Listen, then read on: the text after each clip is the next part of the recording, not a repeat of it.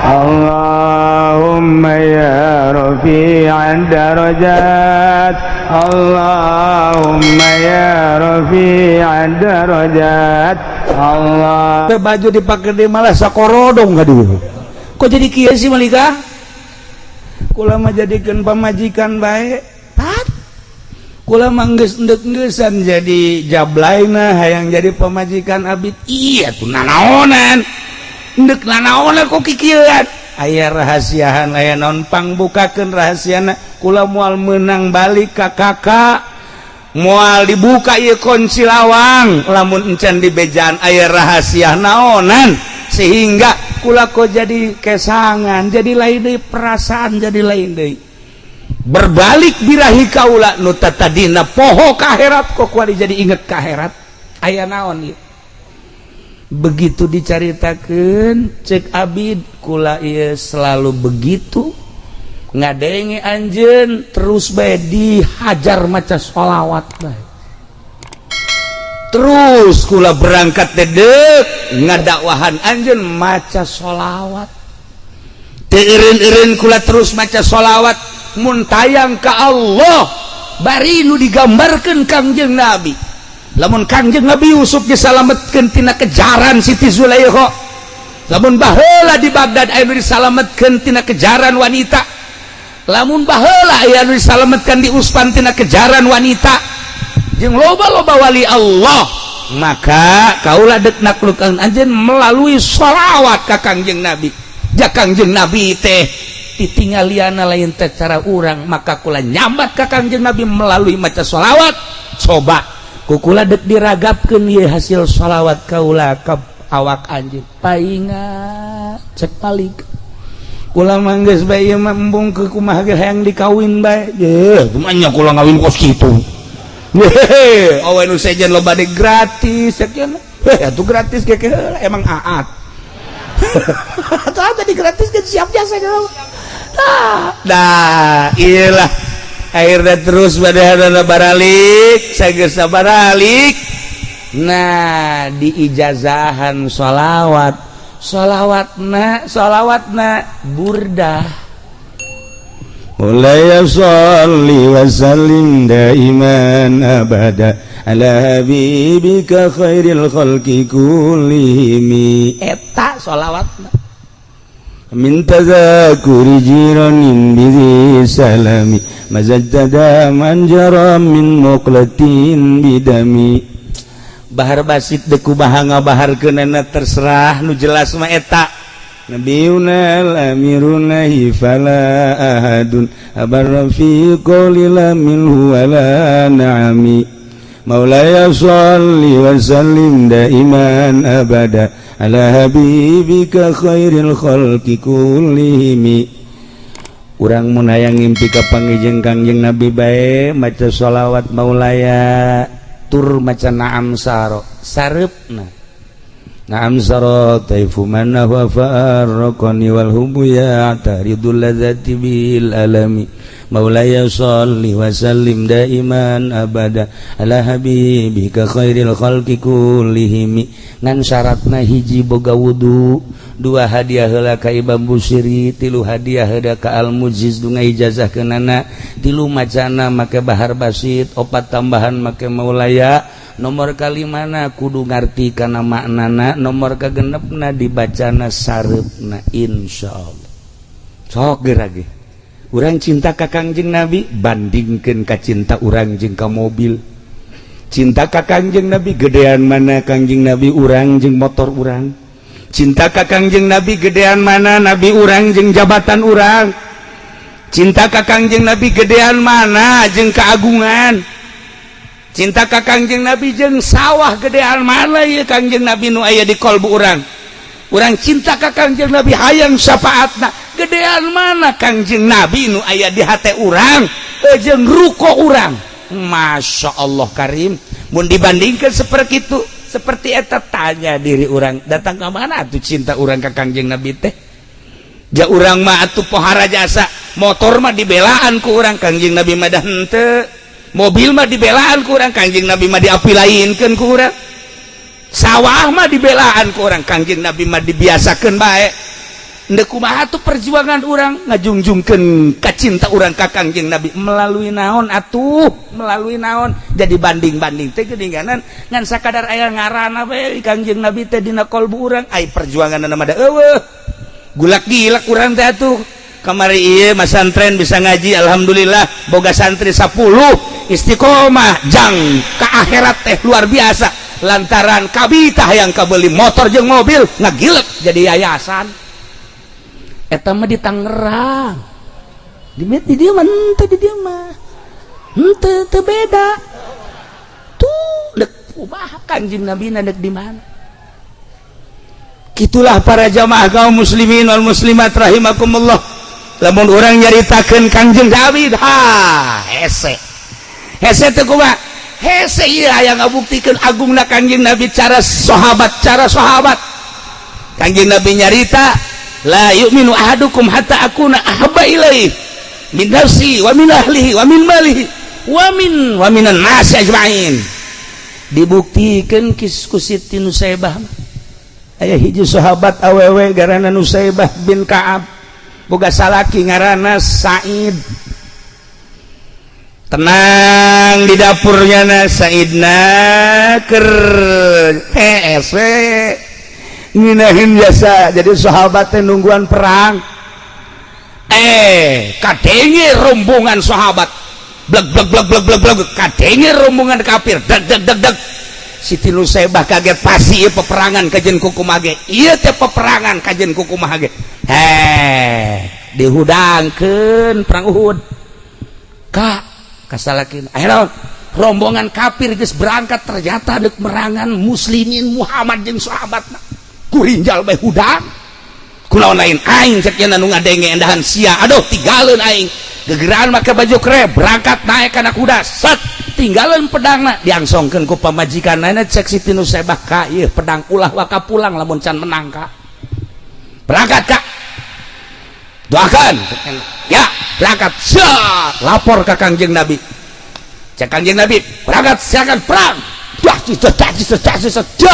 perang Uhud gugurnya na di Medan Laga diutus ku Kangjeng Nabi babaturanana bejakeun ka pamajikanana gugur kitu di Medan Laga datang waalaikumsalam aya naon kabar naon salaki gugurnya alhamdulillahirabbil alamin kok alhamdulillah neng geus ti heula ka sorga kula pasti kaajak ya kan gas gara balik deui ka ditu kieu besi Siti Nusaybah kadeuleu ku anakna ngaranna Amar mak kunaon ngalamun abah maneh gugur di Medan Laga syahid amma mah ye emma bungah jasa mak mah aju kok ngalamun eueuh deui kirimkeuneun ka ditu ieu saha nu kudu dikirimkeun jangan luhurkeun agama Allah cak Amar abdi mah umurna 15 tahun siap-siap ka ditu lain siap-siap deui masyaallah ieu anak emma caknya doakan mah berangkat jana masyaallah mana seserian we masyaallah cek lain anak aing ngaran Amar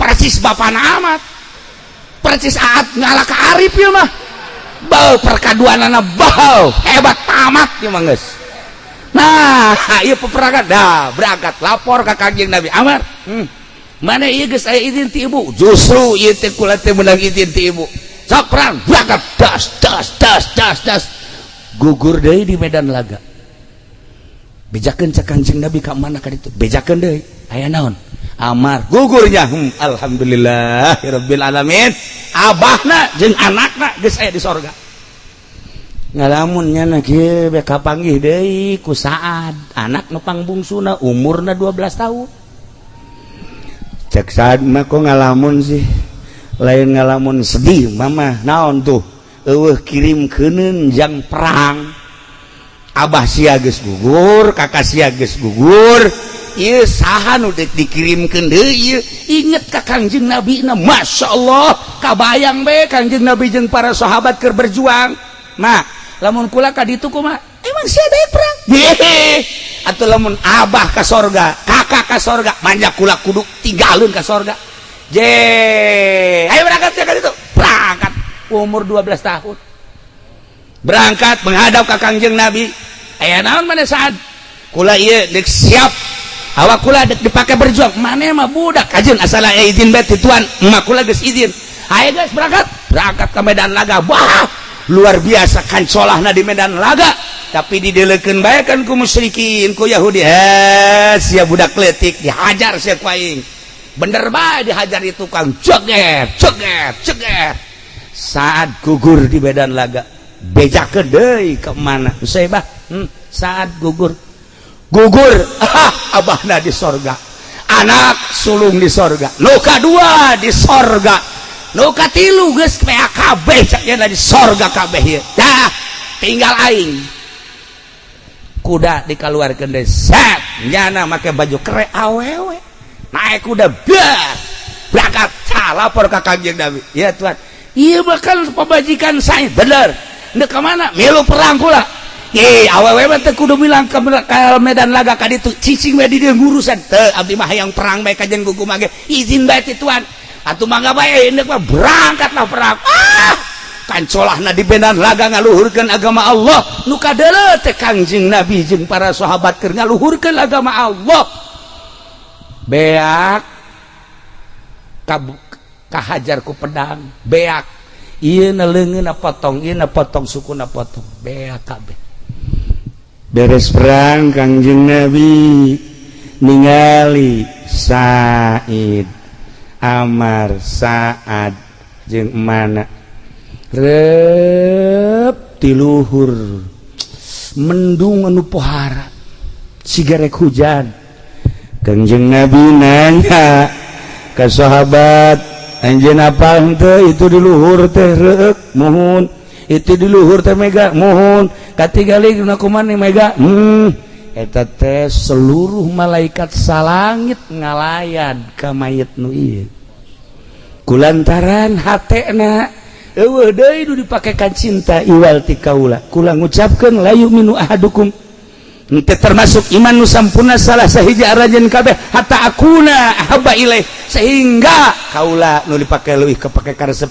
min nafsi tibatan awakna ieu modelna min malihi tibatan hartana tah ieu modelna min ahli tibatan ahlina tah ieu modelna minan nasi ajmain tah ieu modelna dilayadna geus lain ku gubernur dilayadna geus lain ku raja dilayadna geus lain ku bupati komo ku polisi mamun bisa mah urang paeh ulah dilayad ku nyana ku tentara kitu keneh lah nanaonan maca sholawat moal aja ulah kitu cenah kiai hai nyana maca sholawat gak salah ngan beusi urang datang ka dinya mawan ieu priwit bae kitu nah atuh loba polisi ge nu hebat hai nu hebat tuh masalah tah ieulah dilayadna ku malaikat salangit nu ngomongna Kangjeng Nabi Muhammad sallallahu alaihi wasallam ieulah perjuangan Islam teh kudu Kangjeng Nabi teh leuwih dipake ka cinta batan dirina leuwih dipake ka cinta batan hartana leuwih dipake ka cinta batan ahlina leuwih dipake ka cinta batan manusia sakabehna ieu mah jang ngabandingkeun urang geus datang ka mana cinta ka Kangjeng Nabi jeung ka diri urang itu Sidina Umar teh Sidina Abu Bakar kabehan ngobrol jeung Kangjeng sehingga ngobrol ya orang Arab nu rada jauh baduy Kangjeng Nabi nyaritakeun sorga Kangjeng Nabi nyaritakeun neraka careureut Kangjeng Nabi nyaritakeun sorga seuseurian kabelah dieu Kangjeng Nabi teh nyaritakeun almarhum aman ahaba seuri kabeh balik ka ibahna masing-masing nu urang Arab baduy teh caritakeun ka keluargana carita neraka asa di neraka jeung Kangjeng mah carita sorga asa di sorga jeung Kangjeng mah tapi urang indah rajana jeung Kangjeng mah ge bakal dibarengkeun jeung dipake ka cinta urang pan cinta susurian jeung keluarga isuk susurian deui tilu poe nyana ngarasa munafik loba susurian kapanggih jeung Sidina Abu Bakar kula mah munafik kunaon asana ibadah teu sabaraha tapi asa di ka sorga bae munafik asa deui kula ge sarua cek Abu Bakar asa aya bae ta bahasa Kangjeng Nabi heuh bebejalah ka Kangjeng Nabi sagesa bebeja ka Kangjeng Nabi cek Kangjeng Nabi bagus masalah cek eta urang Arab teh cek urang Arab abdi mah caritakeun sorga asa sorga nyaritakeun neraka asa neraka ieu teh kieu nu paling dipake ka resep bahasa Gusti almarhum aman ahaba Jol Sidina Umar cek Sidina Umar teh cek Kangjeng Nabi Umar aya maneh cinta ka kaula atuh lain cinta deui cintaan kasaha maneh jeung ka kaula kula mah aya sajen mah bus ka katuan we ngan ka awak kula mah cintaan ka kaula lah cek Kangjeng Nabi kos kitu mah neraka cek si Umar cintaan katuan awak kula mah pokoknya diwakafkeun jang tuan tah lamun kitu sorga mun kitu sorga nah kieu Umar ieu cak Kangjeng Nabi almarhum ma'aman ahabba jelema dibarengkeun jeung nu pake karesepna kula alhamdulillah ngan cek sida Umar sakieu ayana aja kula mah Abu Bakar kitu urang Arab kitu tenang cek Kangjeng Nabi saha sih manusia nu teu berdosa kabeh ge aya lain rasul jeung nabi mah berdosa bae ngan engke di akhirat ketika ieu jelema diwilah-wilah melalui bendera wasiqal ladzina taqaw ila jannati subhanahu hatta idza jaa wasiqal ladzina taqaw bakal digiringkeun jelema nu takwa ila jannati subhanahu ka sorga wilah rombongan aya bandera PDI aya bandera Golkar aya bandera PKB aya yang mantep deh itu mah tah eta mah ka neraka kabeh sok sia ayo sia ulah teagan bandera Golkar di akhirat mah aya ge bandera Siddiq bandera jihad bandera adil 9 bendera nu dibikeunan ku Kangjeng Nabi ka pemimpin nah cak Kangjeng Nabi ulah sieun kula bakal aya di dinya saha jelema nu cinta ka kaula sanajan dosana loba engke ku kaula digerokeun ka dieu ditimbang amal salat bagus puasa bagus barang ditimbang ka dieu bohong aya nipu aya pan sieun mah terus bae bakal harga salah neangan kabeneran dinya hese geus ngampleh ge cek malaikat balangkeun bae kitu ka sore pannyana cinta ka Kangjeng Nabi Kangjeng Nabi na aya ieu si Pepen kan aya kade tetep ke milunya di tukangnya gitu sugan teragak bae maneh mah itulah jadi orang cintakeun ka Kangjeng Nabi sebab Kangjeng pernah nyarita almar'u ma'aman ahabba ya Allah ya Rabb para jamaah kaum muslimin wal muslimat rahimakumullah tadi caritaan nomor kahijina Kangjeng Nabi teh kamulyaanana jadi langit jadi bumi mun ditulis make mangsina laut make penahna tatangkalan moal anggeus jartakeun kasampurnaan Kangjeng Nabi kasampurnaan Kangjeng Nabi teh urang cinta ka Kangjeng Nabi tembongkeun cinta urang melalui sedekah panjang mun aya carita tentang sedekahna sholawatna bae ka Kangjeng Nabi salah sahiji jelema anu ngadawamkeun sholawat abid tadi WTS bae WTS luluh ku sholawat dina burdah lamun urang nyaritakeun burdah maca sholawat urang babarengan jeung para zolimin jeung para pemerintah anu ka urang suuzon baca sholawat aya hiji sholawat baca eta moal kukumaha pamarentah bakal ngahormat lantaran naon kadeleuna urang lain urang tapi Kangjeng Nabi Muhammad sallallahu alaihi wasallam kukula geus dicaritakeun sakumaha tadi horeng Kangjeng Nabi teh perjuanganna luar biasa dibuktikan ku Siti Suwaidah urang Banten teh ahli perjuangan jawara ngaranna geus datang ka mana mun dibandingkeun jeung eta urang ngajawara teh ngaluhurkeun agama Allah geus datang ka mana nah kulas tahun anu silam kitu memeh pilpres ziarah ke Habib Lutfi 5 mobil ieu marilu kabeh 5 mobil adik-adik kula keluarga milu kabeh ngobrol hangat aduh luar biasa jeung Habib Lutfi balikna dibere oleh-oleh kado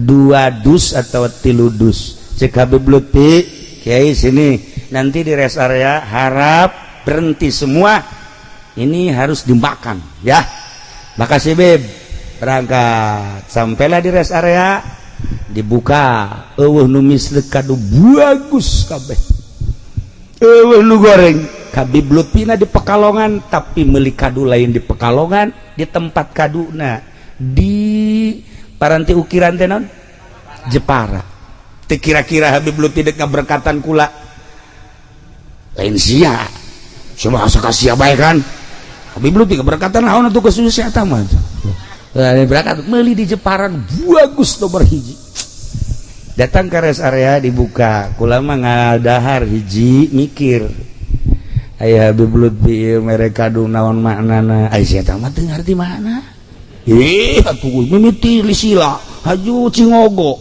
haju kikituan beak sabaraha meureun atuh genderowo kadu tah mah masyaallah sarua kabeh lu mikir ieu teh maknana naon kadu teh ya Allah ya Rabb kula memikiran be aya Habib Lutfi teh teu sawajarna mere kadu aya naon maknana dibongkaran unggal kitab can kaharti aya kitab Imam Jalaluddin Rumi dibuka ku kula kula seuseurean bae bisa ditakbir luar adalah syariat antara jero jeung luar thariqah jerona adalah hakikat hiji nomor kedua luar adalah ulama su nomor kedua ulama zahir tapi anu berjuang nomor katilu ulama hakikat terakhir uraian Imam Jalaluddin Rumi luar eta adalah pemerintah antara luar jeung jero ulama su nu di jerona adalah ulama hakikat kata haji kukula dibukaan lah kukula uraian Imam Jalaluddin Rumi dina kitabna pas kula alhamdulillah zarah ka Turki meuli kitab di ditu hese dibacana barang kagowar aya horenganan hayang seungit teh kos kadu kudu melalui cucuk heula panjang tambah dongeng nu paling ngeri adalah cucuk eta pemerintah antara cucuk jeung jero eta adalah ulama nu deukeut jeung pemerintah di jerona nu seungit ulama nu jauh jeung pemerintah tah ieulah kadu dibukaan antara makna-makna nu tilu teh naon dia teh cucuk ya Karim horenganan geus setengah 11 pelebah kaduna moal kabongkar ieu bae ieu setengah teu karasa ieu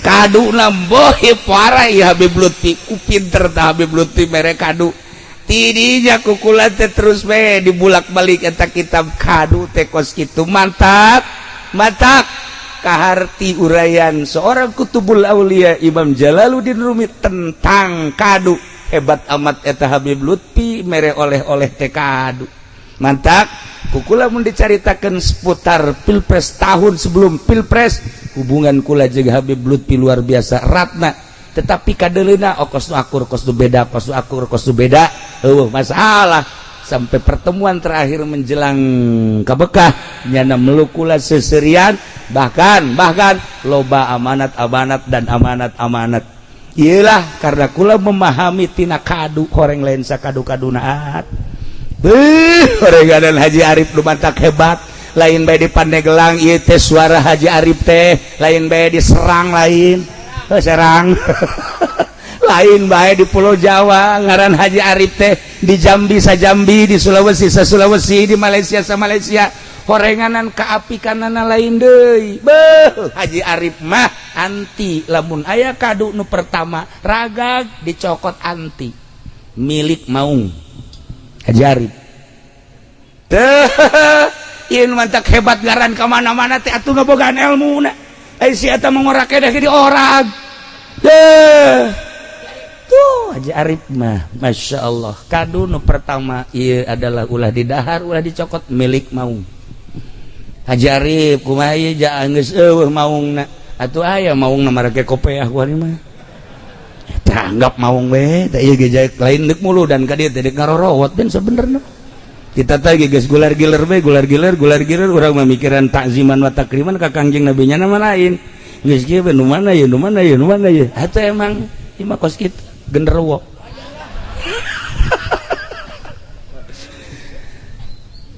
buah kedua ala ngan sing hade ulah bersuara ngalah buah nu kadua ilmuwan Haji Arif henteu sambarangan. Buah kedua ala ulah bersuara. Buah katilu mangga bersuara ge masalah. Buah nu kaopat hati-hati sebab naon? Maung teh horeganan geus lapareun deui. Maung teh lapareun deui. Nu terakhir jang maung deui. Asli leuweung kos kitu. Seputar Banten teh baheula teh perdagangan. Negara nu 5 tadi teh istimewa. Memeh orang Maroko datang ka dia berjuang melalui Batuta. Sabaraha orang Maroko nu gugur di Demak, di Jawa Timur, Jawa Tengah termasuk di Banten. Numantak keistimewaan Banten geus teruji ilmu dugalana lantaran 3 urang Maroko nu ka dieu ulama gugur kabeh. Hiji Batuta nu hebat, Ibnu Batuta. Terakhir orang Maroko anu berjuang di Banten anu deuk siap sagala-galana. Nyana neuleuh urang Banten geus nyingrai ka ditu melalui Maulana Hasanuddin Baduy. Ilmu di Banten teh pohara luar biasa. Terketahui lain sakadar di Indonesia tapi di dunia.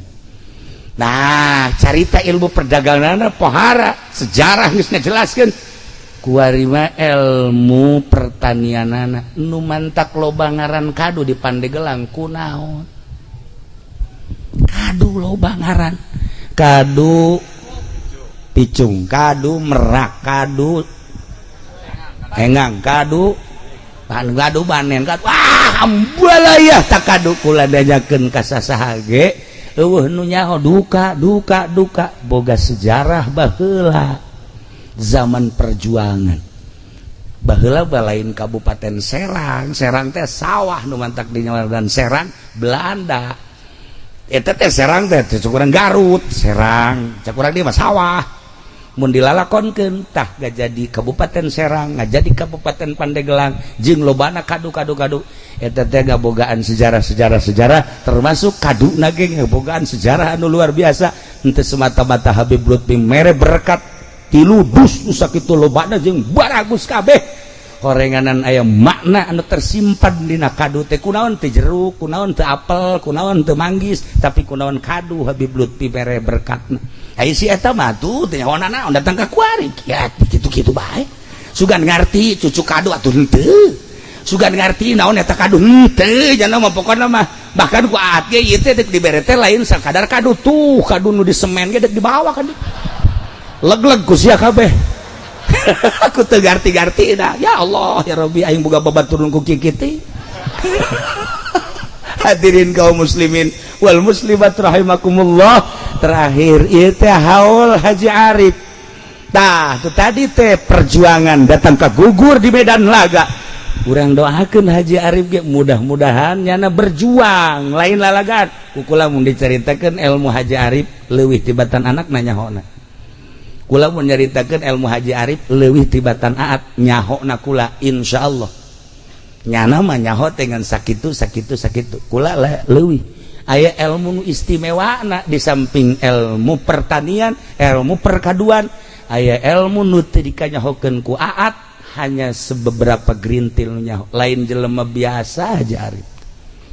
Ngan kulantaran jamna geus jam 10:30 iraha deui waktu insyaallah tah urang ngabahas kadu jeung naon sebabna loba ngaran kadu di dieu jeung deui eta Haji Arif boga ilmu naon tah eta nu paling penting nama ngan kuari doana mudah-mudahan Haji Arif dihampura sakabeh dosana dicaangkeun di kuburanana dilegakeun di kuburanana dibere kanikmatan kubur ku Gusti Allah Subhanahu wa taala guru-guru urang bapak-bapak urang bapak kolot urang dulur-dulur urang nu maraot saantara nu haladir di dieu khususna umumna di Kabupaten Pandeglang Serang jeung Rangkas Bitung Lebak kabeh mudah-mudahan dihalampura sakabeh dosana dicaangkeun dilegakeun di kuburanana dibere kanikmatan kubur ku Gusti Allah Subhanahu wa taala. Doakeun aat sekeluarga oge para panitia mudah-mudahan dibere jala lembar ku Gusti Allah Subhanahu wa taala. Urang hadir di dia di akhirat mudah-mudahan disyafaatan ku Kangjeng Nabi Muhammad sallallahu alaihi wasallam jeung urang mudah-mudahan maut husnul khotimah bi barakati ummil Quran al-Fatihah.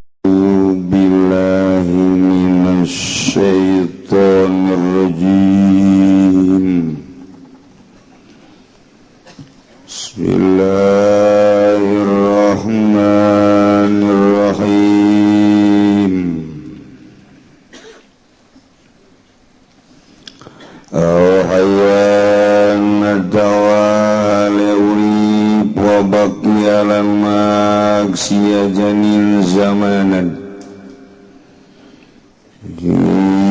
zaman bilalamin kalawan oranan nalara summa mata gari-gari mati ya janin fala domana maka ora katempuan iku wajib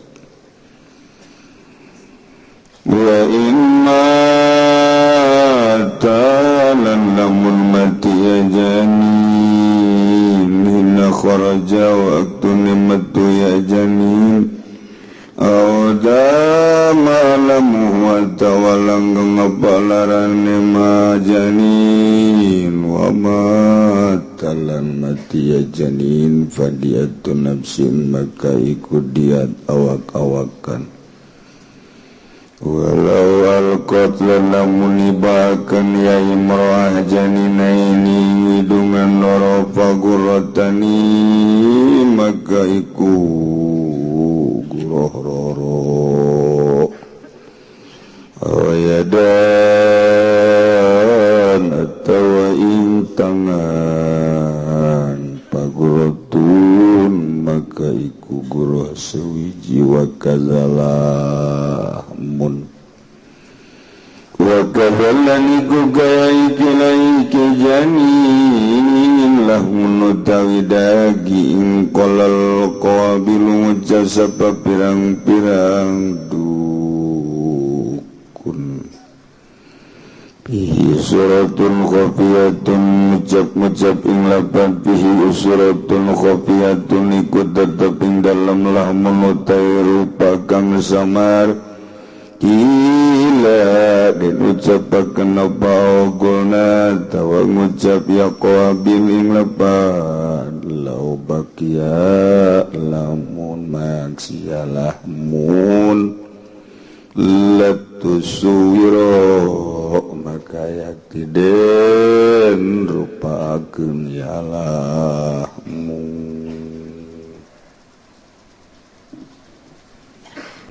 ya mah abah yang mulia saya dari Padang jauh mau nanya apa yang dimaksud dengan nafsu apa ya nafsu umaroh oh itu nanya salah pertanyaan yang salah akan menimbulkan jawaban yang salah maka ngaji bae heula kegente nyaho karena nafsu di mana lapar yang dahar eta nafsu ngaran di mana dahaga yang minum di mana nu dihandap utek-utekan nafsu ngaji bela kege Jawa eta lah di mana-mana redang hayang aya kipas nafsu ngaran di mana-mana orang teu boga duit embung salat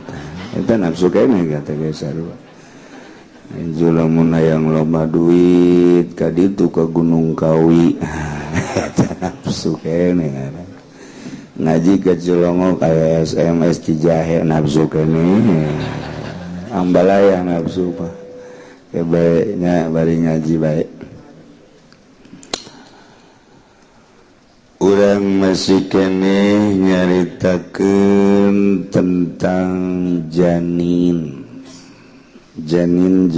teh bahasa Arab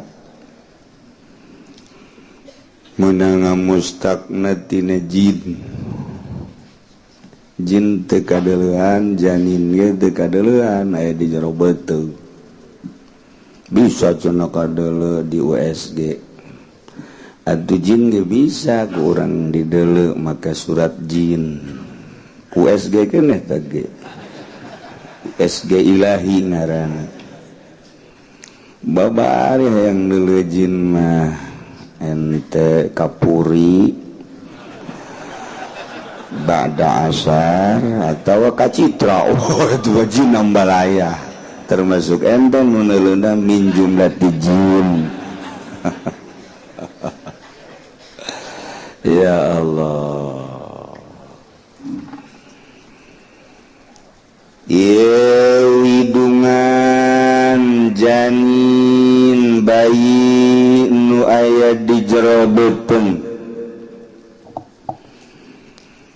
ciptaan Gusti Allah ketika eta cai mani ngagecrot asyung serirana itu baik kumaha sih kumaha tuh aing ngomongna sub kajararah rahim indung si pamajikan maka arba'ina yauman nutfah 40 poe cai mani bae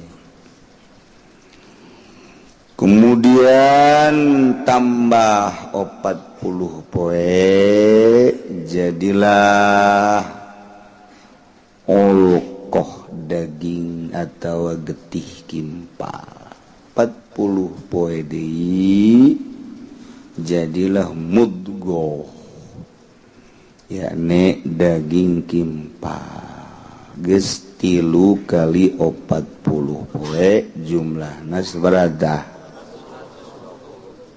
120 mun dibulankeun sabaraha bulan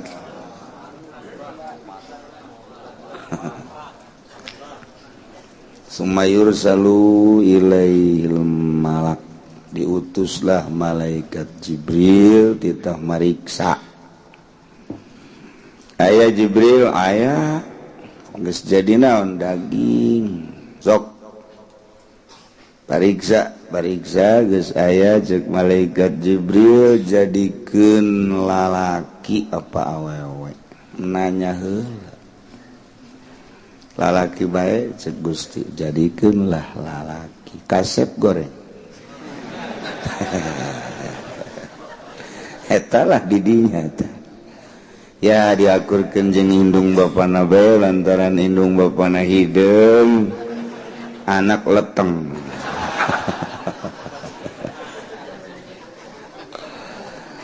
sebab lamun indung bapa hideung anak putih besi teu diakuasana tatangga nyasab ka jeung kumaha ge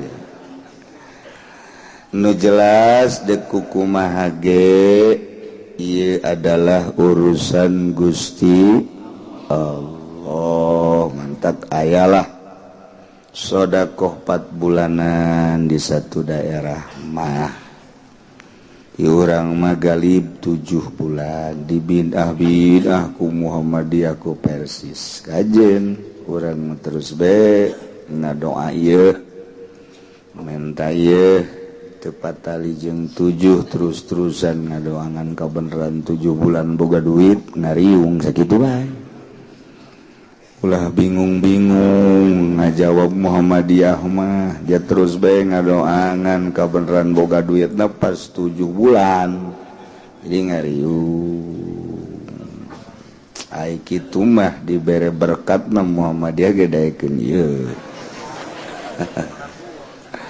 ye coba teh cau bidah ka dieu dia amis ya bidah ge tawasa kadaru ruba ieu terus gabelah dieuna riungan deui iyalah orok anu urusanana sadaya-daya urusan nu kagunganana yakni Gusti Allah Subhanahu wa ta'ala geus dititipan malaikat ketika geus ngawujud orok di jero beuteung urang kungsi di jero beuteung indung urang baheula eueuh jandelaan 8 bulan urang henteu digawe di cinglu urang hirup tapi urang di jero beuteung teh biasa bae malah waktu deuk dikaluarkeun embung urang mun teu dibebenjokeun mah ku malaikat gara kaluar embung ye di luar melega wah bohong hai gara kaluar ge aya beca ge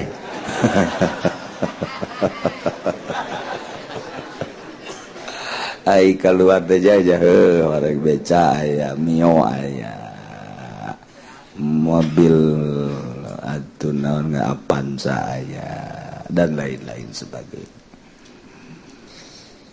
Ieu urusan kaluarna sing hade temenang disingsienan. Lamun aya jelema nyingsienan awewe termasuk jinayah penganiayaan. Kusabab diancam disingsienan bil qaul ku ucapan katahdid wa takhwif al mufdi ila suqutil janin anu ngamantakeun kana borojol na orok ieu anu nyingsienan ngancam melalui ucapan sehingga depresi ku depresina awewe kaget kaluarlah orok kena sanksi. Insyaallah, masyaallah.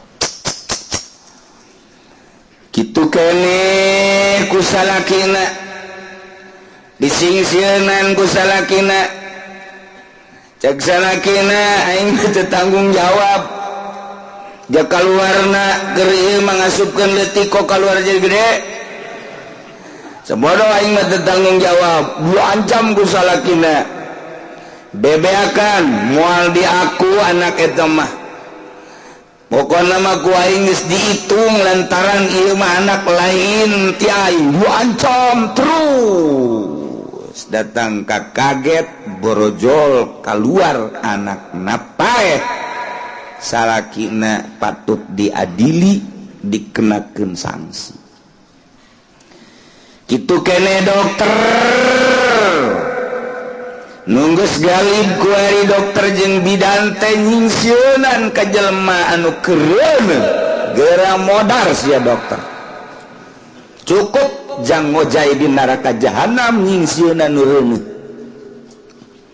Wah bu ini bayinya nyungsang, waduh tambangnya ada di atas. Wah kapan bikin tambangnya ini? Lamun memang nyaan mah masalah sesuai jeung pengetahuan ilmu kedokteran. Tapi jaka karak belah dieu jelema teh kuari anu nyungsang lah tali ari-arina naiklah terlalu tua lah. Kemudian gitu naon ngaranna cairanana lah kurang dan lain sebagainya. Wah disingsienan ujung-ujungna mengarah kana sesar jaka karak belah dieu bae belah kamari ieu mah teu pati. Jadi kuari mah kazaliman teh di berbagai lini. Geus puguh kamari mah urang menuju ka bangsa perpolitikan eueuh sakuntu-huntu acan nu jujur. Lah cenah kiai sombong amat dengekeun ku Celesia tuh. Sok aju sararombong. Cak Kangjeng Nabi at-tajirus saduq ahabbu ilayya. Pedagang anu sangat jujur jeung adil eta leuwih dipake karesep ku kaula. Etalah jelema nu bakal ti heula asup ka sorga dibandingkeun jeung kiai-kiai jeung ustad-ustad. Woi, pedagang anu jujur lah nu ti heula ka sorgana. Lain amin teangan Gus ya. Amin segala.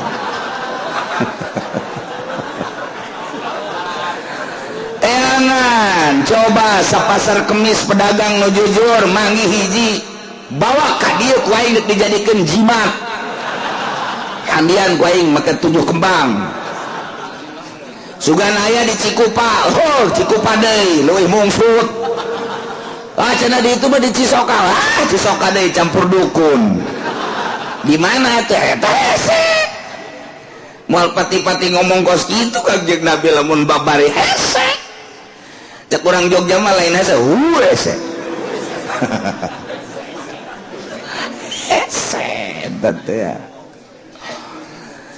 Jangan coba ayo ngitung betul beres ngitung jengkol leungeun main teh hiji maju dua mah dua tilu mah tilu luh 7 8 9 we datang luh bae 11 12 13 14 dua luh hitung genteng sarua eje mah eje dua mah dua luh las luh luh hitung coba meuli jengkol 100 datang ka aya bae ge 100 balik deh orang kali itu ke tukang jengkol bae kurang 10 oh baru tadi cepet teuing atuh yang begitu pagaweanana masyaallah yadkhuluhu syaitan fi tariqil mizan wal mikyal wal masahah wa ghairi dzalik setan asup melalui perjalanan meteran timbangan takeran mentak sarua jeung jihad fisabilillah pedagang jujur teh eta teh sarua jeung perang imbang gula setan naik di dieu kurangin dikit lumayan 10 kilogram kali 1 ons jadi sabaraha lamun 1 kilo dikurangan saos dari lamun 10 kilo sabaraha tuh siapa nyawan pan pagawean ngeureun oh gayawan ku aing emang siapa teh jalujur terutang hitung karung beres jihad fisabilillah. Oh kira orang meuli lawon tuh di pasar lama, masya Allah. Eta lamun urang meuli 10 meter cepetnya set wewet, datang digunting, wewet. Geus bae urang mah tuh pede bae bener. Meteran deui di imah. Sial. Kurang setengah meter. Masya Allah kajian lah itu mah Cina iya di orang apa muslim haji mukmin haji soleh haji zainal muttaqi kayak ngurangan maksudnya kieu pedagang nu jujur bakal tiheula ka sorgana ku hese-hesena sarua jeung hesena neangan nu jujur di pamarentah ta eta nu dimaksudna mah buku lama hese jasa di pamarentah ta Kangjeng Nabi teangan pamarentah nu jujur lamun aya bawa ka dieu eta ku hese-hese masyaallah. Lurah nu jujur, camat nu jujur, bupati nu jujur makin naik jabatan ka ditu makin hese kajujuranana. Naik jadi gubernur. Moal mararondok. Bupati nu mondok sabaraha, jam gubernur nu masantren sabaraha. Wah, ambalaya. Komo DPR mun kula jadi KPK geus teu kudu dihadiri geus mendingan wabeh penjarakan pancen can diadil geus kudu diadil lah ganti ganti kabeh mana ieu nu ngagantina nu teu sakola nu teu nyahoan ka duit coba nya ieu mah keur carita hese nu jujur aya ai hiji dua mah meureun nu teu kanyahoan ku masyarakat. Sugan di Garut memereun aya hiji DPR nu jujur, sugan di Bandung, sugan aya di Tangerang malah geus ulah dicaritakeun jauh kabeh DPR na ge. Atuh menang sabulan aja meuli mobil di mana jujurna. Waing jaing mun jadi bupati teh tangkepan kabeh ku aing. Jeung bupati-bupatina berarti aing sorangan. Ieu mah keur nyaritakeun Kangjeng Nabi pedagang jujur hese kos hese na neangan pejabat anu jujur sakitu mobil maksudna mah gimana cenah kieu keterangan ngaji sia manyakeun soekeun sumucia ku aing sararese moal Kangjeng Nabi nyaritakeun sab'atun yuzilluhumullahu yauma la zilla illa zilluh. 7 golongan manusia di akhirat engke bakal di payungan. Mangkana ngeueuh pabrik payung pan di akhirat. Nggus sareueuh pabrik bangsa si naon karangaranna si ginseng, bangsa si naon karang ginseng, bangsa sen-sen lah geus kitu. Termasuk Ahok geus eueuh pan. Tapi engke di payungan ku payung naon aras Allah. Nomor kahiji al imamul adil. RT nu jujur. Ulah luhur teuing ke presiden RT bahelanan. Cenah RT di lembur kurang mah ja jujur. Eta nu bakal di payungan ulah hese ulah sok parah. Ulah sok parah. Cenah lurah di lembur kurang mah ja jujur ja satunya nu bakal di payungan. Ulah hese-hese. Namun bener-bener nyana jadi lurah na jujur. Cenah camat di kula mah jujur jasa. Atuh eta nyana. Coba tangan stempelna sabaraha? Tanyakeun. Lurah mau stempel bae di desa aya di kantongnya na aya. Emang teu meunang? Teu meunang. Asal geus aya 2 bae moal beres. Kos boga HP. Asal geus 2 bae nu hiji aya rahasia. Ieu mah bebas, ieu mah teu meunang. Ka WC ge dibawa bae beuki si kanyawan ku pamajikan. Eta asal geus kitu bae geus. Teu jujur teh jero. Nah, baheula mah nyaritakeun nu jujur teh pamarentah. Belah dieu pedagang, ka belah dieuna deui pembisnis, ka belah dieuna deui nu bergelut di bidang permuamalahan. Hese nu jujur, ka belah dieuna deui mak dokter hese nu jujur. Yo, cok dokter teh ulah ngomong ke aing bae kiai ge hese nu jujur sarua. Kiai ge hese ka jujur. Duit-duit sholawat ditilep.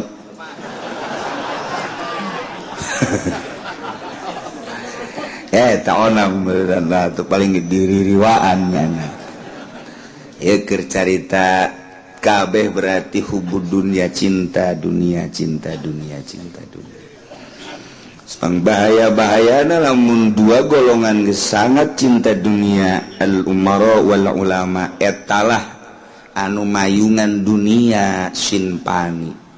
2 golongan ulama jeung umaro sedengkeun umaro jeung ulama na hubbud dunia atuh acak-acakan utar atur posisi utar atur jang urusan-urusan jabatan dan lain-lain sebagainya geus teu ngurusan umat.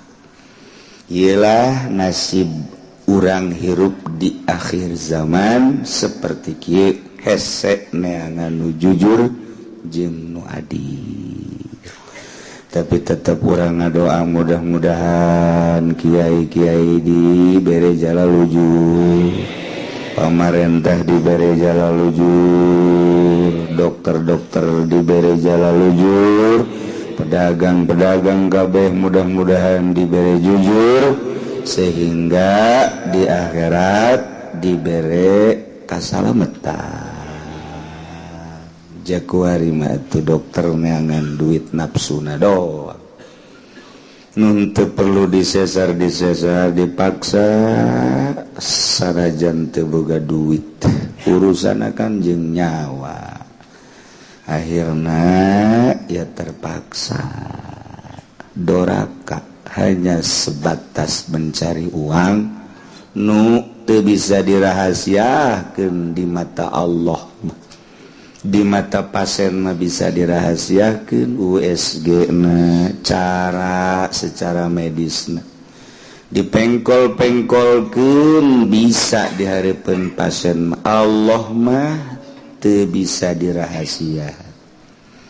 Innallaha la yanzuru ila suwarikum walakin yanzuru ila qulubikum. Hate urang utek-utekan ngaler ngidul ngetan ngolon Allah nyaho. Kos polisi hese neangan polisi nu jujur. Iwati hiji polisi tidur. Kahujanan kaanginan teu hudang-hudangnya. Nomor kedua bitar bil pali indungna dianiaya kaya dibahas dipepo ditenggel efek tina penganiayaan tenggelan jeung pupuhan borosot keluar bayi bayina kena sanksi sahabat batur salakina atau musuhna atau dokter biterki atau diantar teu dibere dahar teu dibere nginum hingga orok marudah di jero beuteung kokolearan nyana lapareun kulantaran dahareun inuman berontak orok datang ka borojol kaluar kena sanksi sing hade hirup urang moal kebel komo dedengan urang ayeuna loba anu maot ngadadak kade urang bergelut di bidang naon pemerintah ya batur maka ajeun lah nu korupsi kolusi nu teu jalalujur urang tetep usahakeun jujur Allah maha uning urang bergerak di bidang perekonomian muamalah usahakeun nimbangna ngitungna ngameteranana dan lain-lain sebagainya jujur sejujur-jujurna urang bergerak di bidang bisnis gitu kene atau urang sebagai karyawan ikuti aturan-aturanana moal kebal urang hirup engke bakal ditanya ku Gusti Allah di akhirat terakhir pertanyaan sambil ditimbang sambil dihisab anu mun bener urang dilumpatkeun kana kasenangan surga lamun si urang teu bener digejeburkeun kana neraka ieu nu kudu diperhitungkeun ku urang di dunia masa keudi di dunia mah urang kuali sorangan di kamar bisa minta tolong urang di penjara bisa minta tolong tetapi urang ketika di kuburan geus eueuh jang minta tolong deka saha nu guguli bedan jeung urang hanya amal perbuatan urang bagus kapanggih bagusna goreng kapanggih goreng eta nu ku urang kudu dipikir-pikirna sebab urang mah hirup teh ngumbarasakeun ulah urutan kafir dunia jang mukmin mah sebagai sijnun penjara lobaturan tapi jang kafir sebagai jannah bebas mabok dek zina dek kumaha bae urang mah loba aturan janu loba aturan mah di penjara mentak ad-dunya sijnul mukmin sing hadaeuh bagaimana bergelut di permedisan di ilmu kedokteran patali jeung kehamilan khusus kualima aya dokter jurusan kehamilan na ieu hati-hati ulah datang ka nyingsieunan cobalah turutan madukun baheula anu mantap menangkeun kanu hamil nok ulah sok hajumuringis bangun kasieun nok ja kaum awewe maka baik ti baheula ngalahir ja salamet nok engke ge atuh aya nu mawa anok tabah urusan Gusti ieu ka dieu yeuh nyalane ka madukun ya mah bari babacaan ya ayo diurutan ku emak ulah boga pikiran naon nok ya lain nok nu ngaluarkeun mah nu maha kawasa ngeunaheun kan kana hate tiiseun kan nu ngalahir teh nginum heula nok nginum tah bila perlu mah tah aya rujak asem nok tah nginum tah gerage di tah loba tah rujak asem tah ayo geura sugan bae orok nangke karasa haseum nya keluar berontak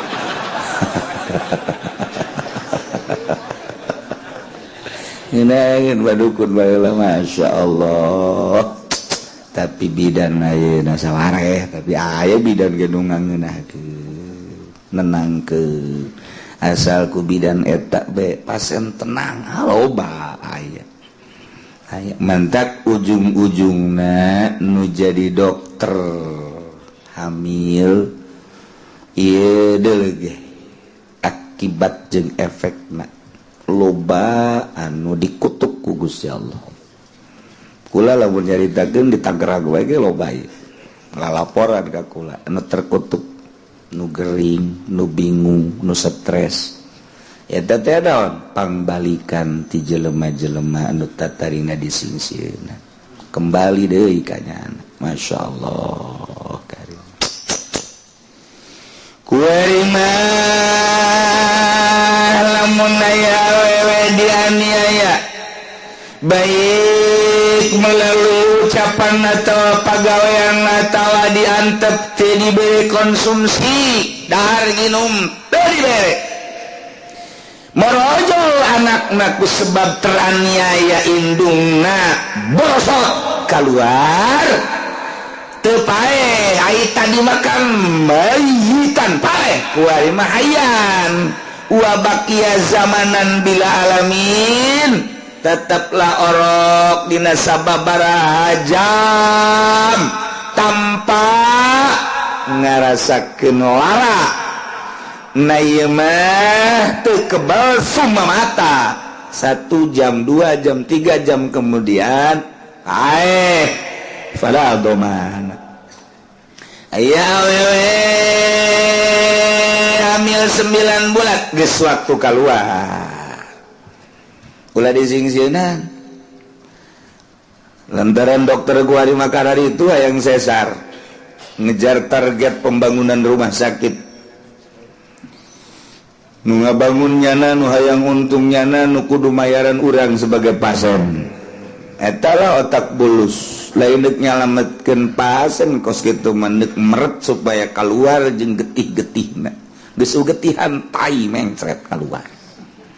Eta kan penganiayaan teu karasa. Coba ge segera parah urang tonton geura di akhirat ge. Tonton di akhirat. Kuari beunana ngeunah-ngeunah bae dengan maksud niat nu teu beres kanyaoan ke mah kumaha. Nah, waduh, Bu, ini kalau seminggu lagi enggak ngelahirin ketuaan, Bu. Nanti ini bisa-bisa kumisan, Bu. Nanti serem keluarnya. Wah, agak beres nih. Aduh, cek si ibu. Bapaknya gitu kumisan. Anak aing jadi kumisan. Kumaha tuh udah sesar aja. Tah eta nu dimaksudna sudah gitu. Berak keluar bener kumisan. Eta tajing sieunan tah. Aduh, Bu, kalau seminggu lagi udah bahaya ada ini mah. Bahaya. Jabah heula mah ngalahirkeun teh aya nu 7 bulan. Aya nu 8 bulan, aya nu 8 bulan, 10 bulan, 11 bulan. Digedog ku madu kuning, ieu mah asana 12 bulan keun tenang bae neng, jadi kalem tenang. Si indung teh tenang, ulah khawatir neng. Ieu asana 12 bulan keun ieu nu kos kieu mah geus karagap ku mah teh.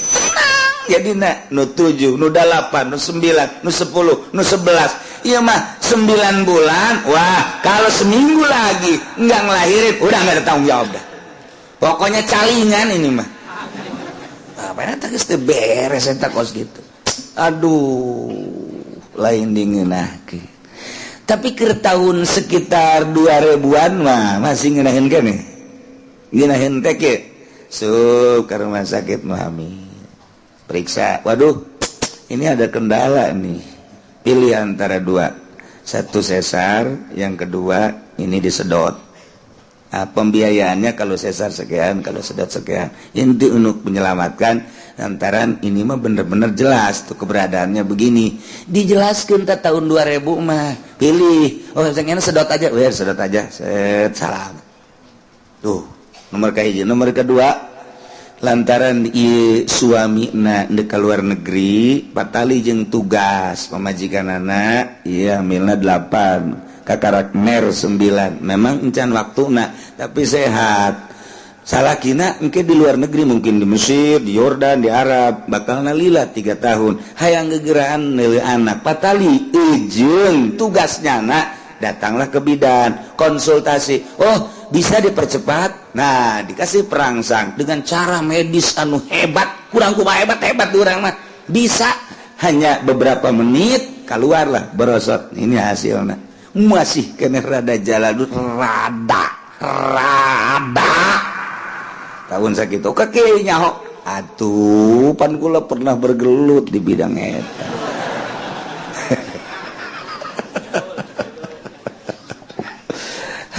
Boga dulur kula. Tatali jeung salakina tugas ka luar negeri, konsul lah ka kula kiai.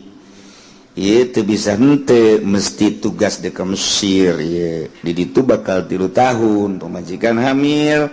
Kakarak 8 bulan, asup 9 bulan, tapi sehat. Andai kata dikaluarkeun hayang neuleuh anak supaya ngeunaheun kan berangkat ka ditu. Meunang teu meunang cek kula. Coba tangan dokter anu jujur. Nah, hitung dokter anu. Ah, dokter anu rada jujur sih eta mah rada. Moal bedakeun ngaranna rada, guys. Ayo coba konsul. Bisa, masyaallah. Udah. Asupkeun ngajero keluar, teu kebal keluar. Ya Allah ya Rabbi. Naon salahna atuh make kararitu? Jam murah biayana. Oh iya mah. Waduh. Kalau enggak disesar. Rumah sakit nggak kebayar. Nih, bangunannya nih, engkau yang harus bayar. Mau dijelaskan kan seperti itu. Nganti jelaskan, mantak direktur rumah sakit, anu sangat bertanggung jawab terhadap dosa-dosa para dokter-dokter. Sebabnya anak menghitung. Berarti pembiayaan tahun ini kurus sekian, pembiayaan sekian harus mendapatkan pasien sekian, dan inilah pasien harus ada penekanan untuk mengejar target tahun ini, tahun berikutnya untuk sekian. Untuk direktur anu bisa seperti eta naik deh, bisa perlu terus jadi direktur. Lamun kurang bisa mengejar target sekali doang jadi direktur turun. Tuh gitu. Entah kulah juga renan gelah boga rumah sakit. Dibikeun gua rumah sakit tebetah aing kos gitulah. Kos karar itu lamun deuk dijelaskeun. Nah ieu bakal warna pae. Hirup. Kemudian sababaraha jamnya na hirup terus pae halal domana. Wa in mata hina kharaja, lamun memang ieu orok dianiaya indungna sarwiti hamil 9 bulan dianiaya 9 7 8 9 terserah. Kemudian akibat dianiaya baik melalui ancaman disingsieun depresi keluar anak atau dirogahala, ditinju, digebuk, dianiaya, keluarlah orok, atau diantep di penjara di kamar sehingga keluarlah orok. Pae orok mahina kharaja waktuna keluar. Ieu mah jelas-jelas padiatu nafsin, berarti sarua jeung ngabunuh. Oda mah lamu atau begitu diperiksa ternyata memang orok teh luka, sebab anu ditinju beteng. Jadi beteng si indung efekna ka bayi dama alamu atunyana hirup mah hirup atau apa ngan aya kanyeri akibat penganiayaan. Fadiatun nafsi sareng membunuh. Ya Allah. Kuariku mahalamun sarwiti anu hamil dianiaya barang borosot anakna 2. Nah ieu penganiayaan terhadap sarwiti nu aya bayian, bayina kaluarna 2. Ieu kapan kudu ganti? Yakni guru teh awak-awakan. Nah eta teh 2 kuari mah. Kumaha? Walau alqat lamun ngalahirkeun janina ini 2, guru tadi 2 sarua. Ayadan atawa leungeuna doang guratun hiji wa kadzalamun kitu kene nu kaluar teh daging kimpol. Nah ieu daging kakarake segede jempol tak biasana eta teh di bawah 6 bulan akibat dianiaya si indungna keluarlah eta si daging di jero rahmi. Ieu kan kudu dikonsultasikeun ku ari maka ahli kandungan, bidan, dokter. Baheula mah kuduna ka madukun. Qabil ngaranna. Jituan madukun sebenarnya. Jeung USG teh jituan madukun nu hebatna. Madukun mah ragap. Bikang ieu mah neng. Bikang emang anak embe, awewe. Hai di Sunda mah beda. Lamun bikang anak embe berarti anak bawa bikang ngaranna. Lalakina ngaranna jalu. Tuh, lamun ka jelema mah oh ieu mah awewe gitu kan. Nah, di urang mah anak bikang, anak jelema bikang, anak kotok bikang. Bikang kabeh. Geus tahapan-tahapan. Ka pamajikan kiai ge ai bikangna kiai ka mana? Bikang bae masalah. Masalah eta ge deres bikang. Coba karawa kidang ewe kiai ka mana? Orang merikak bulu ngadengen lagi. Atuh biasa bae itu memang bahasa ieu masalah geus atuh. Eta teh tina cewek meureun cenah dipikeun jadi ewe. Geus kitu bae urang karawa kidang mah tuh. Masalah laki buru ewe heula. Kalau lamun kadenge kurang Bandung mah nanaonan teh, teu nanaonan anu bahasa aslina teh kos kitu. Masalah. Itu tuh nu make tiung beureum, itu bikangna kiai. Geus cenah geus kos teu boga salah teh gitu. Biasa bae.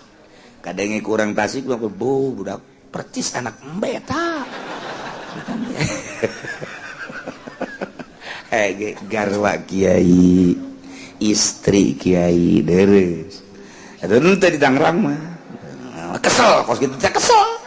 Mending bahasa urang bae. Abah sia ka mana? Asal seubeuh hate urang. Seubeuh. Oh, abah keur hes. Geus antepkeun hes. Biasa bae. Ari di Bandung mah lain. Dupi Rama nuju ka mana? Begitu kan. Oh, nuju Kulem. Oh, Kulem. Urang mah diajak ngomong gitu, aing kesel. Boh aing mah ngomong kos gitu kesel, teu seubeuh aing mah. Atuh geus bahasa urang lain. Da kamarana sia? Da ka pasar kemis. Oh, ka pasar kemis. Heeh, nah satu. Ka pasar kemis. Ngeunaheun tungguan aing sakeuleung. Ngeunaheun sebeuh urang. Bahasa wetan mah. Bade ka mana? Bade ka pasar kemis. Oh, bade aya naon gitu kan itu. Anu ngiring sakedap pantosannya. Aing kesel. Geus sia bae geus aing mah aing lah. Jadi mobil ngobrol lah bingung aing geus kitu mah. Enggak siapa bari siapa ya kan itu laleles gitu. Biasa no gangguan nih beren no kos gitu tengenah itu coba orang Bandung ngobrol dengan orang Bandung semua begitu tungkul begitu sarujud dasar nih budak mal kebal ke sujud dia. Eta parahyangan baheula parahyangan gua ari wasarua bae angsongkeun konsultasikeun ka madukun teh leuwih jitu jana mah ragap. Oh awewe neng ieu mah oh ieu mah pamegat geus nyahoeun nyana kun teh gedeg ieu mah 7 bulan neng ieu cecek bidan mah cenah geus 87 kajian hukum mah ge bohong tong bidan cenah teu ngitungan bidan mah. Ieu cenah dia itu mah 7 neng sing yakin ka emak. Nyawan madukun mah. Daek ka dieu na eta tah. Ieu teh tereng ngalahir neng tah. Ke mamalikeun di gedog. Tah. Geus geus lempeng geus mun cara bom geus tinggal ngajegur bae. Pisan madukun lo masyaallah. Rapi. Pada taqwa bil mah urang nganyahokeun anak saha bae ge penting nyaho coba madukun nu jitu baheula ieu orok saha coba ieu ya di dieu dileuan ieu na teh 1 2 3 4 oh iya deuleu urat ieu na set deuleu urat sukuna coba nyi anu ieu kajen kuku mah kadinya geus teu kudu make getih-getih di taqwa bil teh jago kos kitu baheula mah kos kitu geus teu kudu hese-hese mentek urang keur leutik teh jeung makolot bari diuk we coba nele jeung cinggirna oh pengki oh tutut aduh tutut bagus itu bahasa tutut di dalam kadina aduh ieu mah bener ya sia lamun boga duit senang ya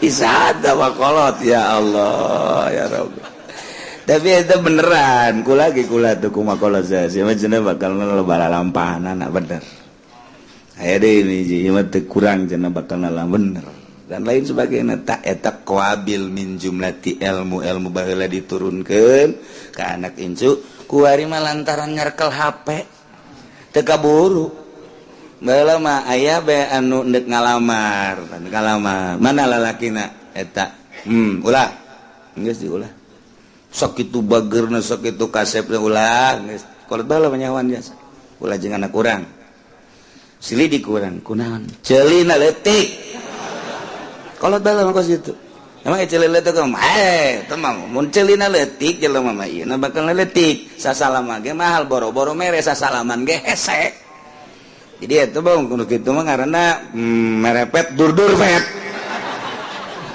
aku eta kolot almarhum tuh abah doyong masyaallah nyahoan jasa asal sagilek ge ulah eta ceuli leutik sasalaman ge deuk bere kumaha pan aya nu gede mah ceuli gede wo mere mah henteu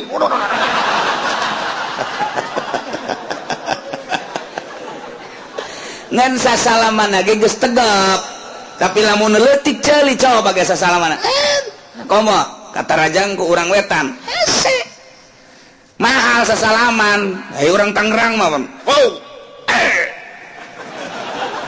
aduh pegat aing ieu eta kadeuleu ceuli irung sifatan-sifat nyawan ieu minju ieu keur carita qabil tetebakan urusan sifatan qabil ngaranna ibongan aya di dieu qalal qabilu nah angsongkeun ye daging ka qabil zat kunyana ditingali ulah salah bae ngangsongkeunan bisa dipasangan pakong bisa sial jawa tapi eta aya nu bloon jelema urang Ciamis masang pakong teu menang-menang ya beneran ini mah ya ini cerita dongeng beneran ini mah ngus dihitung tuh menang bebeakan diajaklah Zarah ka imah guru kula nyana milu barang milu di luhur imah guru teh emerek pasangan sia kuai sial tuh orang Jawi blon ujara dicatet bae langsung balik pasangan menang. Waduh kebenaran jasa eta ceknya na bener kiai mah imah na bae ge leluhur haju menang bae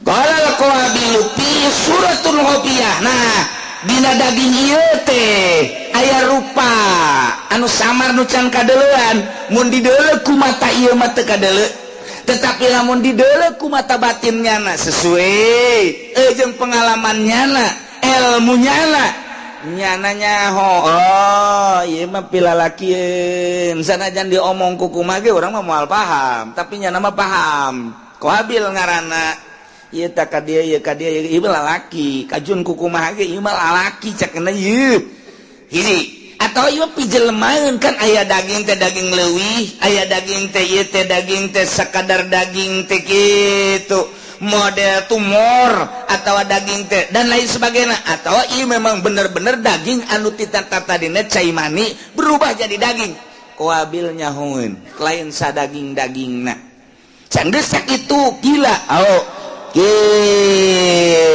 laguna bakia latuswiro andai kata anjeuna nyarita bahwa cak manehanana ieu teh augulna ngomongnya na lamun ieu orok sabulan deui bae teu kaluar daging niscaya bak bakal mangrupa nyahueun tanya nama nyahueun Dailah andai kata aya seorang wanita dianiaya kemudian keluar daging tersebut angsongkeun ka Qabil ahli taroh tentang perhamilan nyana nyaritakeun bahwa ieu bener-bener bayi nu sabenerna mah jeung ieu teh lamun diantep seminggu deui atau sabulan deui bakal ngarupa. Andai kata keluar daging ditebak seperti itu tetap ketempuhan kandungan nyayana naon si guru wa hiya abdun wallahu a'lam.